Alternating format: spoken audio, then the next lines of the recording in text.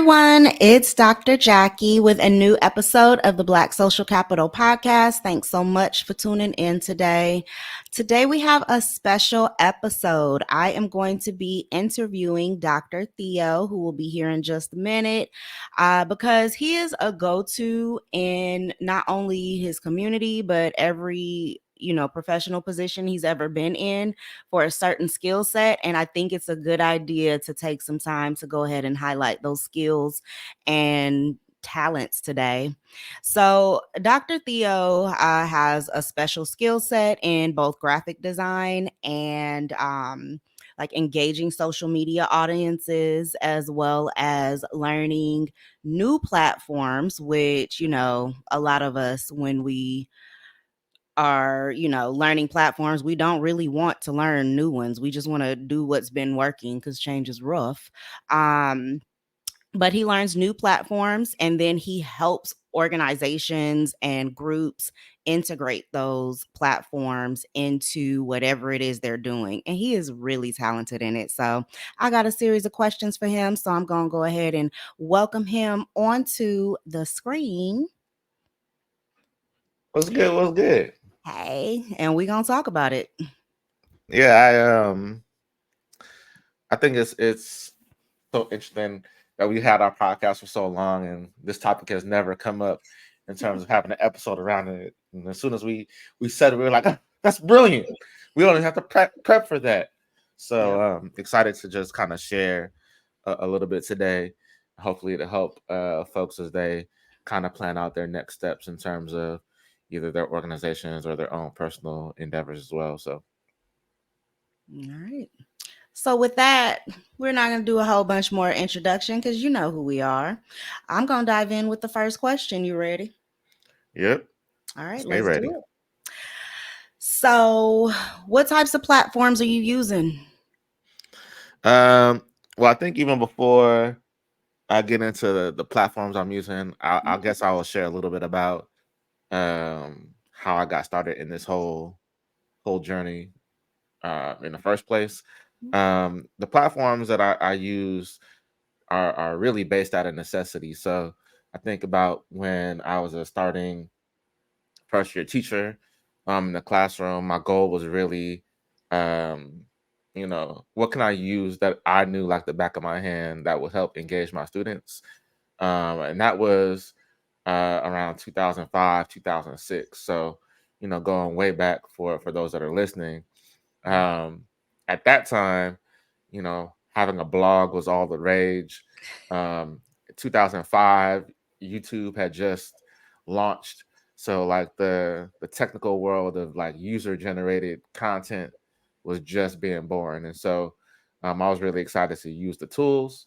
Um, and just having lessons that students could see on the internet was a way that was the carrot that kept them engaged during class. Right now you have classrooms full of Chromebooks and all that, but Mm-hmm. when I was starting out, we were like, look at this dusty book, and students was like, nah, we're not having it. So I was like, what about the internet? And so that's how I really got started.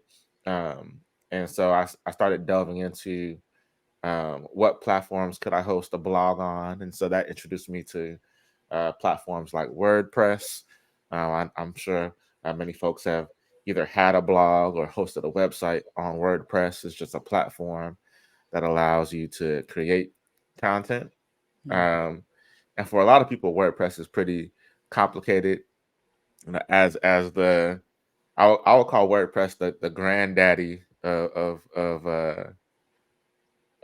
user generated content of website creation and those type of things. And so I remember hiring a consultant to build out my website so that I can just type in some blogs. And so um, on that journey, I started to figure out that having someone do it for me was expensive, and I'm a broke teacher. So how do I how do I learn to do things myself? And so that was many late nights trying to figure out what are easy platforms for me to learn that will allow me to help affect change with my students. And so that kind of pathway has carried on through the rest of my career. It's always been about um, what audience am I trying to reach? Where Mhm. are those audiences? And what are tools that are easy for me to learn on my own, so that I can kind of impact those next steps. So I guess I'll stop there, and then get into platforms. But I Yeah. don't know if you had any questions just about that story in general. No questions, but just an observation. What you said just made me think about how I never thought of it this way before, but you started learning these really complicated for back then, right? Platforms in Hmm. order to teach better. And essentially, you've never stopped teaching. You've taken that passion that you have for watching people grow Hmm. because they're engaged in whatever the material is that you're trying to get to them, and you've taken it so many places. Yeah, I mean, one thing I always remind people, no matter what the platform is, Mhm. the platform is just a tool, right? So, like, if you think about, you know, uh, your elementary, your middle, your high school, you start off, you might be learning to use a pencil or a pen, right? That's a tool. And I remember in math class, the tool that we needed was a TI-83 calculator. This is the tool you need, right?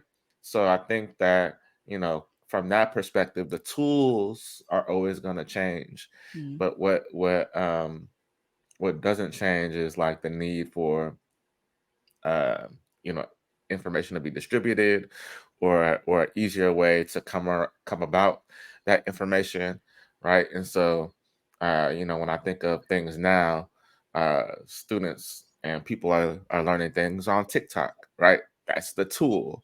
How do we use that tool to then push people forward? So, um, if you look at the different tools that we have, not every tool is right for the job you're trying to do, right? Some people, and some organizations work better using certain tools versus others, right? And that gets into your platforms, right? So, for example, if I'm working with um, if I'm working with a nonprofit organization, for example, I'm gonna first start off and ask them things like, what tools are you already using? Oh, I'm using Facebook, I'm using Instagram, I'm using Mhm. Twitter or X. Um, and then the next question is, how do you feel you're using those tools, right? Mm. Because not every contractor is the same, right? Somebody is going to build your house with a set of tools, and that house still might be trash. But you get a contractor that knows how to use the tools better, then your house looks doper, right? So, I think about that as well. Um, so yeah, I think that, moving forward in my journey, I always ask those questions. What tools do you already know? You always start with the foundation. Um, what's your objective? What you're trying to do? And then Mhm. the next step is, are you using the right tools or using them well? So those are really three questions that I start folks off with. And I think, one of the reasons that people have started to come to me more often, around this issue, is just that I've been doing it for a long time, and and it's almost second nature to me, in terms of like how my brain works in terms of the day. So, um, there's just saying that if you're doing something that you love or that comes easy to you, it doesn't seem like work. Well, it still seems like work because all of these digital tools take time, but it's work that I enjoy. So. Yeah, it's always really interesting to see you in action because you are very often asking questions to really get to the crux of what the person is needing. And oftentimes you have to fill in gaps in their knowledge. So the way that you were saying, like, oh, I asked them, how are you even using the tools that you actually already are employing? Hmm. Mm, oftentimes I'm sure you're finding like, oh, well, if you use this tool, you don't need a new tool. If you use the one you have a little bit better, right? Mm-hmm. Or use Mm-hmm. these other features that, you're not using. But it's interesting to see you, especially when it comes to like the graphic design work that you do, to just listen to people and you ask a few questions and finally you're like, okay, that's enough, hold on, and then you Yeah. create something that is always so beautiful and useful. And I mean, it really is very interesting to see the discussion become the visually appealing things that we all end up seeing. Mm-hmm. I think um I think one thing that's interesting for me is that um what do I want to say? Basically, I feel like a lot of times in any tools, but specifically graphic design, um, people know bits and pieces of of a tool, or they have some general thoughts of what they like, right? Like if I showed you, um, three brands: Nike, Apple, and I don't know. Let's go with Cheerios. Cheerios, right? They all have specific brands or specific lettering, right? Things that you would recognize Mhm. um, for those brands. But when I'm asking, um, if I'm asking a client, what do you want your brand to look like? That's kind of amorphous for them, right? It's like, oh, I've never thought about this Mhm. color, making me feel angry, or this color making me feel great or sad, or you know, um, I didn't think there could be an additional meaning behind this picture that I'm looking at that will one day become my logo, right? And so these questions that we dig at are really to almost level up thought processes for leaders, right? The other thing I would say is that uh, it's important for folks to know that the best way to learn a tool is to get hands-on time with that tool. You don't have to be the expert in everything, but you want to have someone that is hands-on, within your organization, right? That is passionate about, uh, using these tools and sharing the tools. I think that that's really important. Um, so yeah, the best way to get good is to use the tool and to stay current on what those updates are. So even for example, the platform that we're using today to live stream um, is not the platform that we used earlier in the season, Right. right? And so um, you have to stay abreast of what are the limitations of a tool, and do they help me get to where I'm trying to go? And don't be afraid to make that switch. Yes, it's I don't even want to say disheartening, but it's like it could be tedious at times to be like, oh, I had everything set up the way I like it, right? But um, but once you set something up once, especially in 2024, once you set something up once, you can build out templates. You can save things in the cloud. You can have um, tools that make life a little bit easier for you to get to that next level. But you have to do it the first time, or the second time, or the third time, to make sure that you're getting the effect that you want. So And you say it like it's so easy. I mean, you did acknowledge the difficulty that people have, and you're like, oh, I don't know. You just so okay, I'll give you okay, I'll give you a perfect example, because you and I are different, right? You like efficiency, mhm, and I check the box, and yes, that task is done, right? yes. Me, my background is in film and entertainment, things like that. And from the artist lens, right?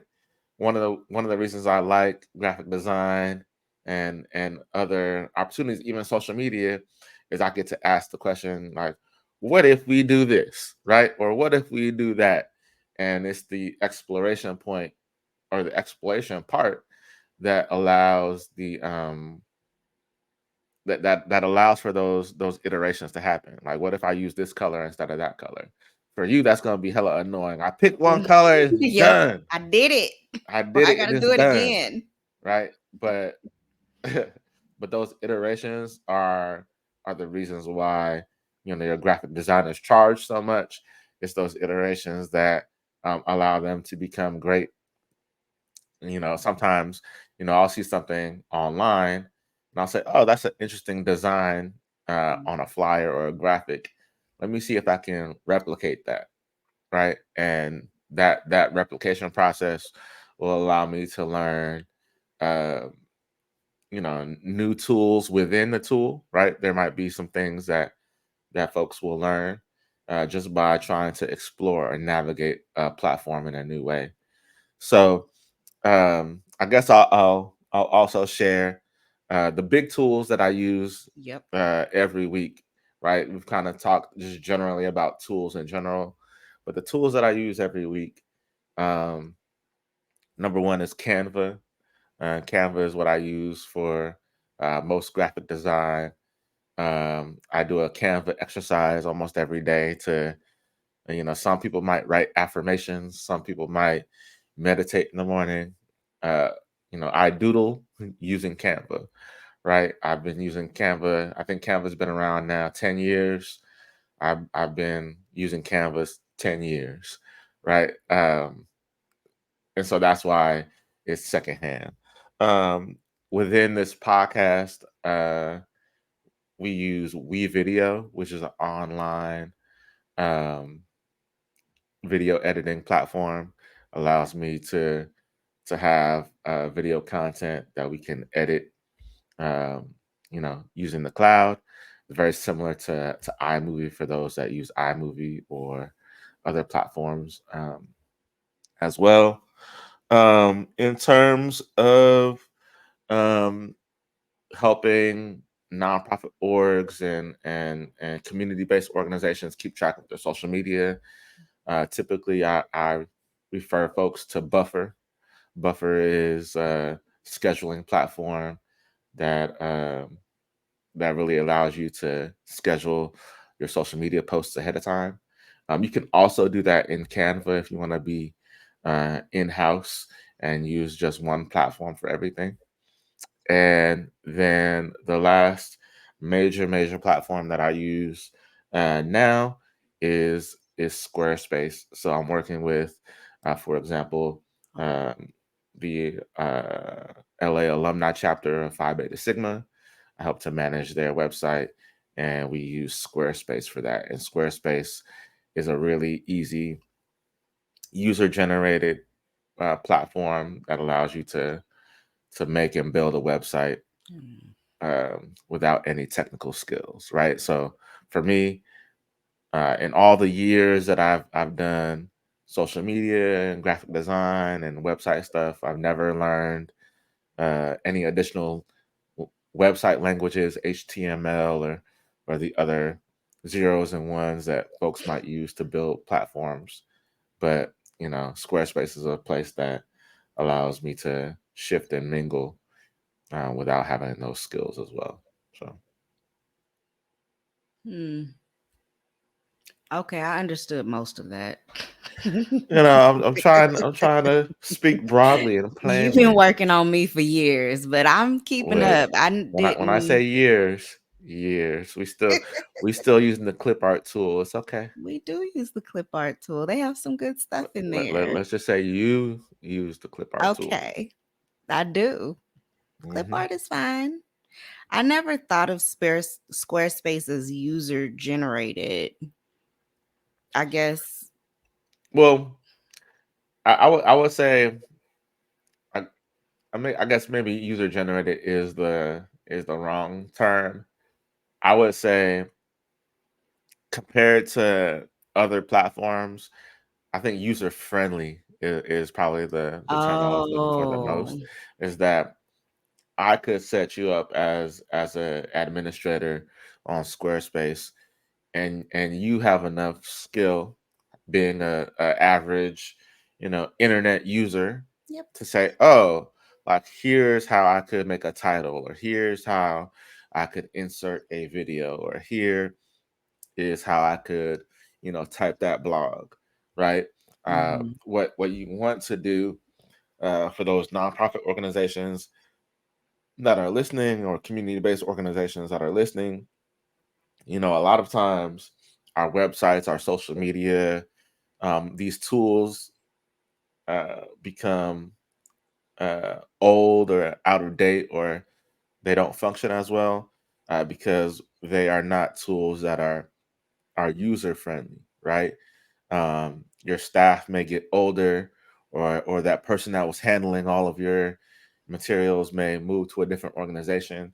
You want to be able to vet and choose tools that anyone within your organization can easily learn, or have the opportunity to learn, or come in with skill sets ahead of time that will allow them to use the tools that you have in place already.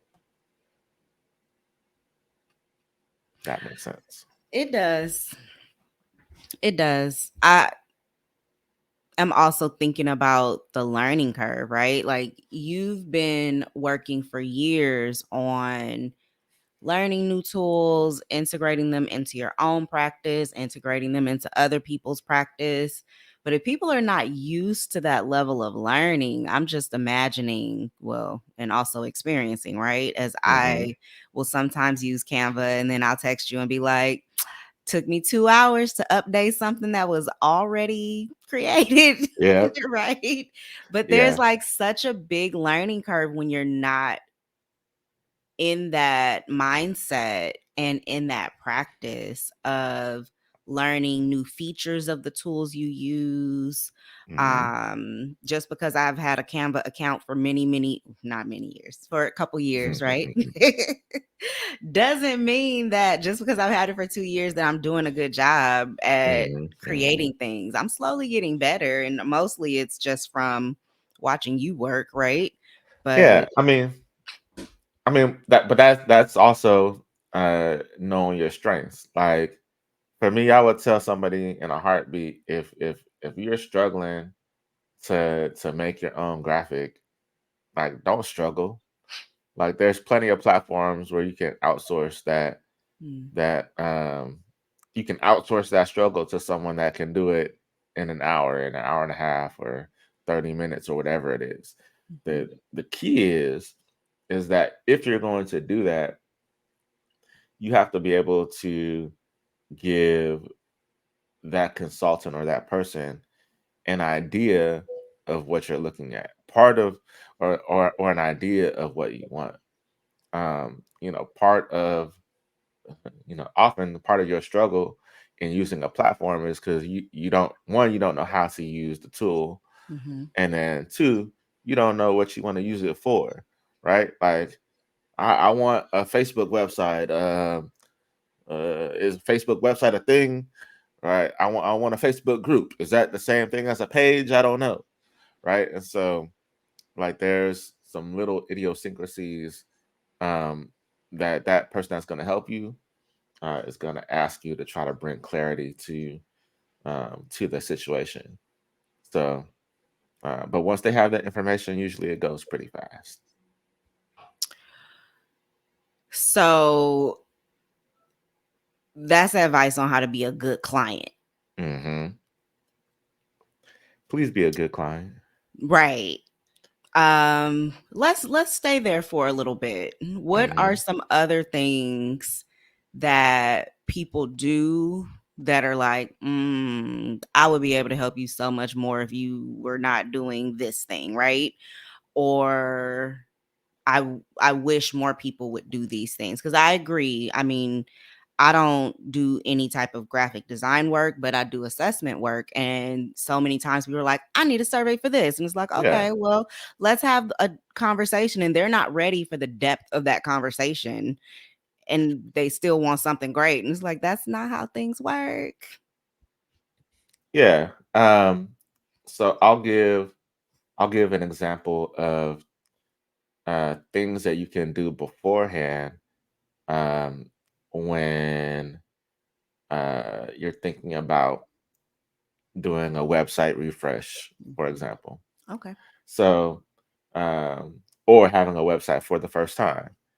Um, one of the things that you should do is uh, build yourself out a list of, of organizations that are similar, or um, yeah, of organizations that are similar. Let's just stay with organizations, and go to their websites. See what their flow is, see what it looks like, and all you need to do when you go to those sites and say, "Hey, I like the way this looks," or I like the number of tabs that they have. This seems like it's easy to understand, right? Those things are really important. It's almost like if you ever watch House Hunters or any other housing show, they'll say, "Hey, what did you like about house number one? What did you know like about house number two?" And they say, "Oh, I like the white cabinets, but the dark cabinets I would tear out." Right. So Mhm. go to different sites and see what you like and don't like. That's number one. Number two, um, content is king, right? When you're king, queen, or other types of crowns we love, right? Um, content is king. So what I mean by that is that your website is only going to be as good as the material that you have there. So your material includes sections like about us, right? Or about the CEO, or information about our next project. If you don't have those things written down, right, then it's going to be hard for someone to build something for you, because they're going to ask you, well, what is this section? Yep. You're the one that has to build this out, right? So having um, a clear idea of those kind of textual Mhm. pieces is important. But even before, or not even before, but in addition to that, having really great um, photo content or video content. That's Mhm. something that you can work on before a website refresh, or if you're starting a site. So that means, as you're hosting initial events, or things like that, you want to make sure you have a really good camera on your phone, right? Because that's where a lot of people start, right? Have a good camera on your phone. Take photos horizontally. Take photos vertically. Take photos um, of groups of individuals. Like, all those things can be used as content. And then as you grow, you might hire a professional photographer or a professional videographer, all of which can be used on your site. And if those photos and videos are really great, you can also use those same photos and videos on YouTube, or on Instagram, or on Facebook, right? And so um, you're often covering multiple points of access when you're able to uh, navigate the types of content that you want, right?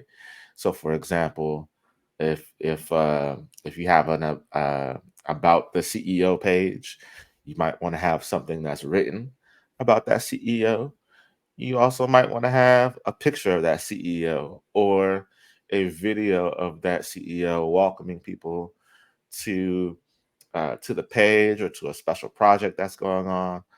All those little pieces of content, right? And those pieces of content stack up.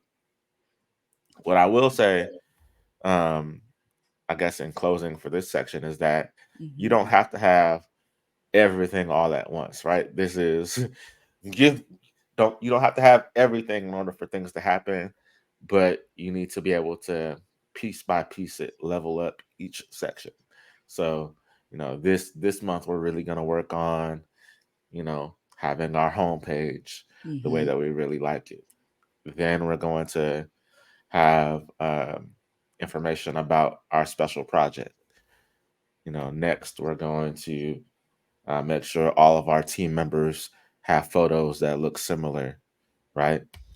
So those are things that I would say are helpful. I think that is really helpful. And I also think about, like, as you went like section by section on what someone should do in order to be a good client for someone that's helping them with the website, that also translates into some of the work that you want to do for a graphic design professional that you're trying to consult with. So you might not need content for 5 or 6 different tabs and pages, but you might want to have a paragraph written, probably not a whole paragraph if it's a graphic design flyer or something, right? Mm-hmm. But you might want to have a paragraph or a couple sentences written of how you really want to represent your event or organization or whatever it is that you're trying to promote. Mm-hmm. Um, so that the graphic designer can look at that and go, okay, I get a feel for what you're doing. They may not use all the words, but Mm-hmm. they'll learn a lot about your organization through you giving them that. So it's interesting that you talk about text and graphics. I think that that's really important in 2024. But I also think it's important to have those things separate, right? And so, what I mean by separate is that your visual should be your visual and your Mhm, text should be your text. So, a lot of times, um, novice folks that are either making graphics or asking for a flyer, they're going to have the graphic, and then they're going to have some sort of text on that graphic itself. In 2024, most of your text should be in a caption somewhere, right? Your visual should speak for itself in terms of the event. Maybe things like date, time, location should be prominently displayed on a graphic, for example. But any descriptions about what the event is and how it's going to be impactful and all that, that should be in the body of your caption.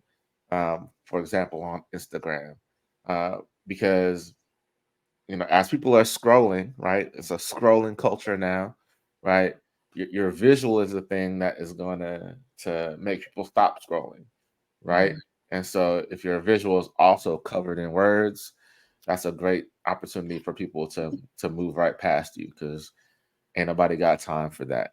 But it is helpful, as you mentioned, to have a little bit of context Mm, for the person designing, that can give them clarity about what that look or feel okay. or background of the event or opportunity is, right? So just to clarify, that conversation I would say is important. Um, you know, it, graphics have changed over time, right? Where the graphic need to be all encompassing, um, and it doesn't, right?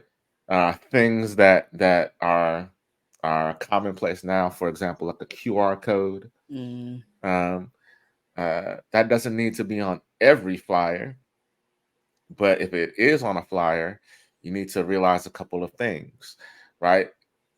Most people associate QR codes, for example, as something they might scan for an event. Right? Here's how I pay for my ticket, or here is the website that I need to go to register. The best place for that QR code is out and about in real life, right? As people go through, they can scan for information. So it's great for an external piece.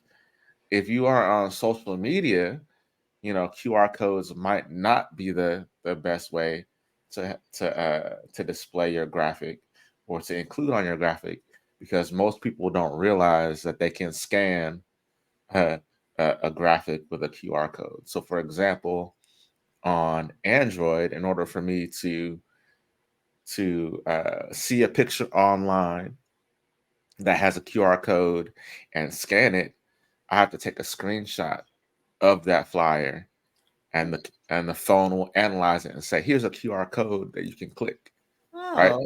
Oh. Which is why it's also important to do things like the link that you need to click is in your bio, right? That's where people can get most of their links, on Instagram. So, uh, not saying either way is wrong, but the process of getting that information is just different. And so you just need to be aware of those differences as you create different material, right? So, for example, again, uh, if you're at an external event, you're doing some tabling, Mm. you are out in the community, QR code is perfect. Here, scan this code. It'll take you to buy tickets for our next event or sign up for our newsletter. All those things are great. If I'm just scrolling on Instagram or on Facebook, it may not be the place for the QR code for many people unless they know those dynamics. Yep. All right. Well, I learned something new. Uh, we learn something new every day if we're not careful, right? Yeah. So, So, um, I want to wrap soon, but mhm, before, I'm interested to know, like, I think we've gotten to like what your favorite platforms are, but when you're mhm. working with people, what's like most exciting about those platforms? And is there a difference between what you find exciting in terms of features to use on those platforms Mhm. and what people are actually needing assistance with? Um, so I would say that the I tend to try to build out a template of how I like to help people, Mhm. right? And we kind of went through that earlier. Yep. So that process necessarily isn't too exciting, but um, but what I can say is that it is always my goal to figure out uh, what tool is going to be most useful to an individual or organization or where they can start, right? We talked about a lot of different tools today, from Canva to Squarespace to WeVideo, I mentioned earlier as well. You don't have to use all these tools all at once. It's not an everything all at once type of thing. Um, but a lot of the times I'm providing the focus. Where can we start and Mhm. where can we build from, right? Uh, Answering simple questions about your organization or where you want to go can be really helpful, right? Are you, um, do you like being in front of a camera?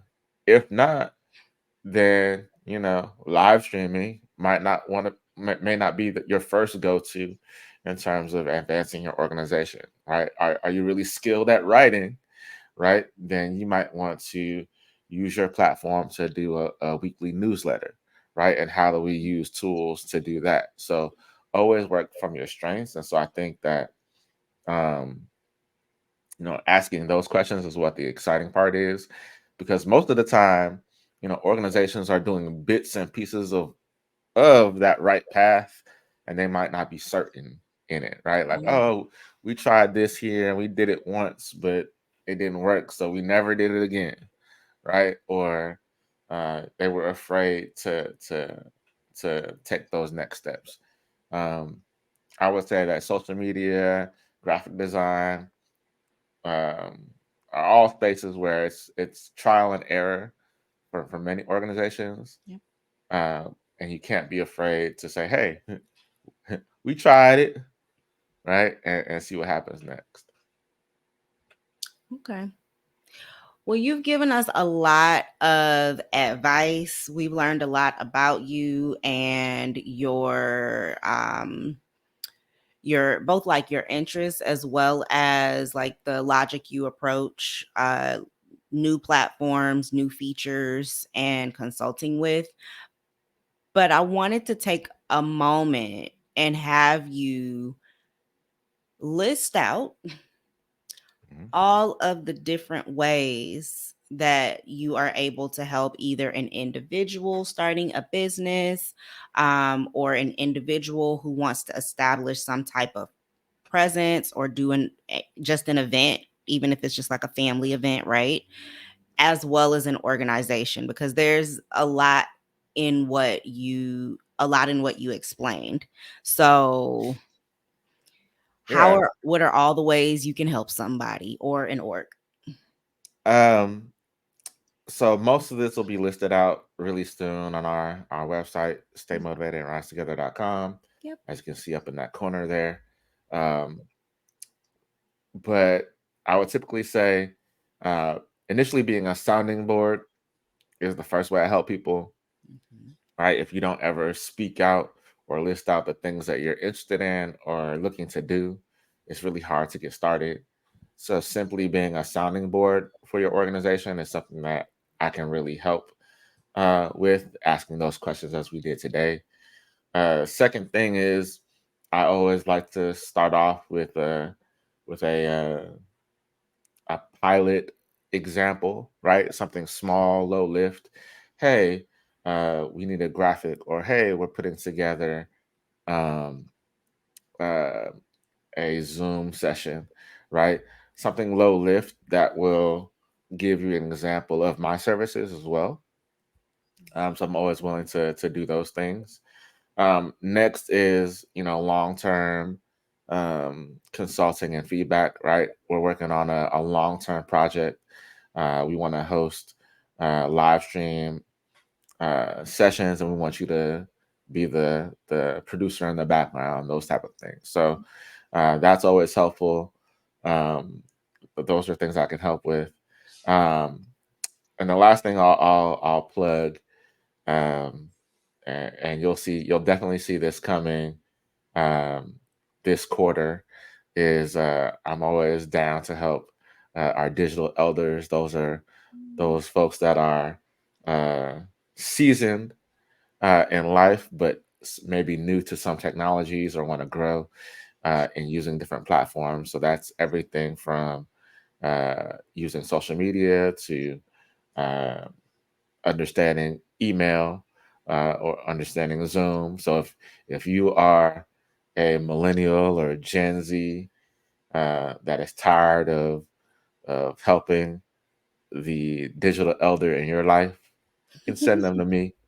We'll have some classes that we'll be doing in person uh, or online, I should say, and then we'll also have some on-demand courses as well, specific to helping Yep. digital elders. So, looking forward to having that come in the very very near future. So, I guess I'll stop there. Pause for the You cause. left out some things. What I leave out? Unless, of course, you don't want people calling you for this, but Dr. Theo also does flyers and slide decks and makes Yeah, videos for anything social graphical, media. Yes. anything graphical, I kind of put in the same bucket. It's yeah, it's all the same bucket to me. Whether that's short little video Mhm. or a still graphic, if it's for social media, all those things fall in the same bucket for me. I will say that I spend most of my time on Canva, right? And so I'll let you know the limitations of Canva or the limitations of myself, right? And if I can't do it, I'll let you know. But I can guarantee you that I'll do something better than what you would have did if you was doing it on your own. So, um, no shade, but a little shady. Hey, It's true. it is true. You know, I done seen some of your work. You need help. So, All right. Anything else? uh, no, I would say if you're looking for examples of the work that I've done, um, I can definitely send those things to you. We've got a couple of little portfolio type links that I can send. I mean, all the graphics you used today in our podcast, everything from the background that you see, in this video were done by me. The intro video for our podcast, as well as the outro outside of our logo, which we had done by some amazing folks here in the space. We've kind of used those tools. So really, we're a product of our products, as we say, and looking forward to working and connecting with people. So hopefully this was helpful for you and get you on the right path. But yeah, is that a wrap for us? I think that's a wrap. Thank you so much. All right. We'll holler at y'all in the next one. Peace. We hope you enjoyed today's show. Remember, the way we build social capital is to build self and build others. We are sure you got some notes on your tablet, computer, or even using a pen and paper. Leave us a review, continue the conversation on social media at Black Social Cap, and share the show with someone you know. Until the next episode, stay motivated, rise together.